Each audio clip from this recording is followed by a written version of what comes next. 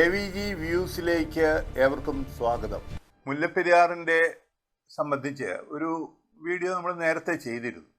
ഞാൻ പറയുന്നത് ഈ മുല്ലപ്പെരിയാർ ഡാമിനെ കുറിച്ച് നാം കേരളം അങ്ങോളം ഇങ്ങോളം ഏറെ പല വേദികളിലൊക്കെ നാം ചർച്ച ചെയ്തു. ഇതിന് എന്താണ് ഒരു പരിഹാര മാർഗം ഉണ്ടാവണമല്ലോ, അതല്ലേ ഏറ്റവും പ്രധാനം. അപ്പം മുല്ലപ്പെരിയാർ വിഷയത്തിൽ എങ്ങനെയാണ് ഒരു ശാശ്വത പരിഹാരം കണ്ടെത്താൻ കഴിയുക എന്നതിനെക്കുറിച്ചാണ് ഞാൻ ഈ വീഡിയോയിൽ പറയാൻ ഉദ്ദേശിക്കുന്നത്. നമുക്കറിയാം, മുല്ലപ്പെരിയാർ വിഷയത്തിൻ്റെ ഏറ്റവും കാതലായ പ്രശ്നം മുല്ലപ്പെരിയാർ ഡാമിൻ്റെ കാലപ്പഴക്കം. 130 വർഷത്തിലേറെ പഴക്കം ചെന്ന ഡാമുകളുടെ ലോകത്തെ മുതുമുത്തശ്ശി, ഇൻ്റർനാഷണൽ ഡാം സേഫ്റ്റി അതോറിറ്റിയുടെ നോംസും എല്ലാം കഴിഞ്ഞ് പോകുന്ന ആധുനിക ടെക്നോളജി ഒന്നുമില്ലാതെ നിർമ്മിച്ച ഒരു ഡാമാണ്. അതിന് താഴെയുള്ള പെരിയാറിലുള്ള 12ഓളം ഡാമുകളെ ഈ ഡാമിന് ആധുനിക ടെക്നോളജിയോ ഭൂകമ്പ സാധ്യതയോ ഒന്നും വിലയിരുത്താതെ പണിത് ഈ ഡാമിന് ഒരു തകർച്ച സംഭവിച്ചാൽ അത് 12ഓളം ഡാമുകളുടെ തകർച്ചയ്ക്കും കേരളത്തിൻ്റെ ഹൃദയമെന്ന് നമ്മൾ വിശേഷിപ്പിക്കുന്ന മധ്യ കേരളം പാടെ തൂത്തെറിയാനും അറബിക്കടലിൽ പതിക്കാനുള്ള സാധ്യത വളരെ. അതുകൊണ്ട് ഏറെ ഗൗരവത്തിൽ ഈ ശാശ്വത പരിഹാരം കണ്ടേ പറ്റൂ. മധ്യ കേരളത്തിലെ ലക്ഷോപലക്ഷം ജനങ്ങൾ തങ്ങളുടെ തലയ്ക്ക് മേൽ ഡെമോക്രസിൻ്റെ വാളുപോൽ തൂങ്ങി നിൽക്കുന്ന ഈ മഹാവിപത്തിനെ കണ്ടുകൊണ്ട് അവർക്ക് നിശബ്ദം ജീവിക്കാൻ കഴിയുമോ എന്നുള്ളതാണ് ഏറ്റവും വലിയ ചോദ്യം.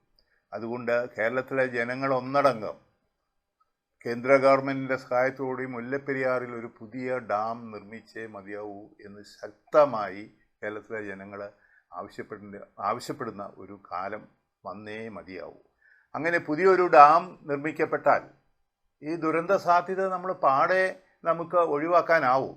തമിഴ്നാടിന് ഇപ്പോൾ കൊടുത്തുകൊണ്ടിരിക്കുന്ന ജലം കൊടുത്തുകൊണ്ടിരിക്കാനും കേരളത്തിലെ ഈ ഡാമുകളിലെ എല്ലാം സുരക്ഷയും ഈ മധ്യ കേരളത്തിലെ ജനങ്ങളുടെ സുരക്ഷയും എല്ലാം വെച്ചുകൊണ്ട് ഇങ്ങനെ ഒരു ഡാം നിർമ്മിച്ചേ പറ്റൂ. ആ ഡാം വെറും ഒരു സാമ്പത്തിക പ്രശ്നമായിട്ടാണ് ഇത് അവസാനം ചെന്നെത്തുന്നത്. നമുക്കറിയാം, പുതിയ ഡാം നിർമ്മിക്കപ്പെടുമ്പോൾ പുതിയൊരു കരാർ വയ്ക്കണം. ആ പുതിയ കരാർ ഇന്ന് നിലവിലുള്ള വ്യവസ്ഥകളെ അടിസ്ഥാനപ്പെടുത്തിയാണ്. അങ്ങനെ വരുമ്പോൾ തമിഴ്നാട് കേരളത്തിന് നമ്മുടെ ബഡ്ജറ്റിനെ പോലും സ്വാധീനിക്കാൻ കഴിയുള്ള അത്രയൊരു തുക നമുക്ക് തരേണ്ടി വരും. അത് മാത്രമേ ഇതിനകത്ത് വിഷയമുള്ളൂ. അതിന് കേന്ദ്ര ജല കമ്മീഷനുണ്ട്, കേന്ദ്ര ഗവൺമെൻറ് കീഴിൽ വർക്കുന്ന കേന്ദ്ര ജല കമ്മീഷനുണ്ട്, കേന്ദ്ര ഗവൺമെൻറ്റുണ്ട്. അവരൊക്കെ ഉണർന്ന് പ്രവർത്തിക്കുകയും കേരളത്തിലെ ജനങ്ങൾ ഒന്നടങ്കം ആവശ്യപ്പെടുകയും ചെയ്താൽ തീർച്ചയായിട്ടും ഒരു പുതിയ ഡാം ഉണ്ടാവും. പക്ഷേ എനിക്ക് വളരെ ബുദ്ധിമുട്ടോടുകൂടി പറയേണ്ട ഒരു കാര്യം, കേരളത്തിലെ ജനങ്ങൾ ഇതേക്കുറിച്ചൊന്നും കാര്യമായി ബോധേഡല്ല. എറണാകുളത്തെ ജനങ്ങൾ, എറണാകുളത്ത് വസിക്കുന്ന ലക്ഷക്കണക്കിന് ആൾക്കാർ ബോധേഡല്ല. അതിന് കാരണവും ഞാൻ സൂചിപ്പിക്കുകയുണ്ടായി കഴിഞ്ഞ എപ്പിസോഡിൽ. നൂറ്റാണ്ടുകളായി നമുക്ക് ദുരന്തങ്ങളെ നേരിടേണ്ടി വന്നിട്ടില്ല. നമ്മൾ വളരെ സേഫായിട്ട് നിൽക്കുകയാണ്. എല്ലാത്തിനും ലാഘവ ബുദ്ധിയോടെ കാണുന്നു. ദുരന്തങ്ങളുടെ ഘോഷയാത്ര നടക്കുന്ന പല പ്രദേശങ്ങളും ലോകത്തുണ്ട്. ജപ്പാൻ പോലുള്ള ഭൂകമ്പങ്ങളുടെ നാടെന്ന് വിശേഷിപ്പിക്കുന്നത്.